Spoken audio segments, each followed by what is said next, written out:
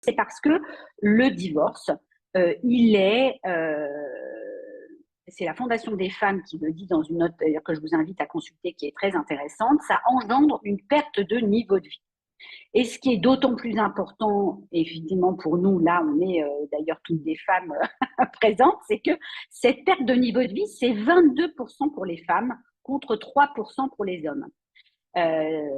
Ces derniers, eux, dans les 2 ans qui vont suivre cette séparation, ils vont à peu près combler cette perte de niveau de vie, tandis que les femmes, elles vont rester encore inférieures à 14% dans l'année qui suit la séparation. Et évidemment, celui des hommes, vous allez voir, au bout de 2 ans, ça augmente de 1,6%. Alors, c'est extrêmement révélateur.